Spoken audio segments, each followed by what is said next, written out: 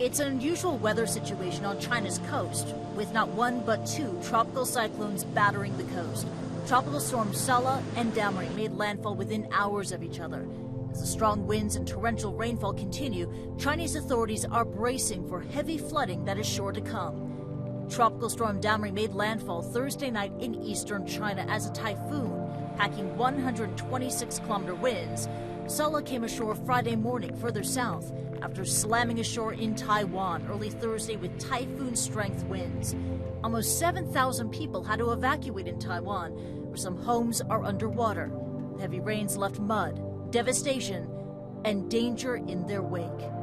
This security camera footage shows a man being swallowed by a sinkhole. This happened in Taipei, Taiwan's capital. The heavy rain had made the ground unstable. Rescuers did manage to pull the man out, but he died from his injuries. In all, 5 people were killed, 15 injured, and 2 are missing, according to Taiwanese authorities. The storm moved away from the island Thursday night and onto the mainland. The same storm left 37 people dead in the Philippines, and now China is dealing with both Saola and Damrey. The last time 2 powerful storms hit the country in such quick succession was 2006. Christy Lou-Stout, CNN. In the early hours today, Typhoons Saola made landfall on the central mountainous coastline of eastern Taiwan. In the hours preceding landfall, we were buffeted by ferocious winds, and for days, torrential rain, which is continuing right now throughout northern Taiwan, Rosemary.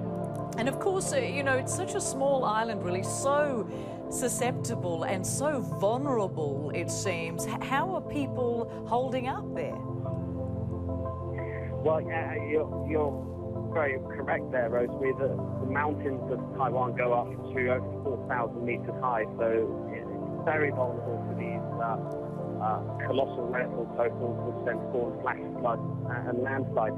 The authorities have closed many roads in mountainous areas, and also the main East Coast Highway, which is a major artery, totally shut down, because these areas have a history of having many deaths and injuries during past typhoons. And of course, James, as we speak, we are looking at your pictures. You shot all of this material. You got pretty close to the action, it seems.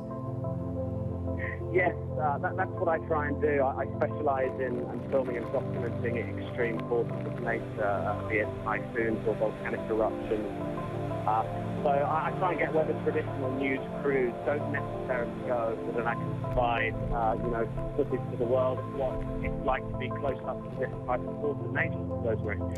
When you do that, James, what sort of precautions do you take to ensure that you don't get engulfed by some of the weather effects here? Well, with the typhoons and hurricanes, it's the famous saying which goes, run from the water and hide from the wind. You just hole up in a safe place, make sure you're suitably above sea level, and not near somewhere where you're likely to be hit by a landslide or a flash flood.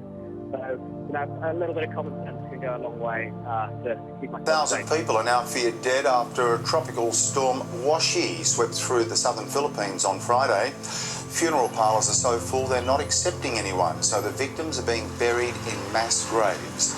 Whole villages were swept out to sea when the heavy rain, flash floods and mudslides. More than 88,000 people have now been displaced.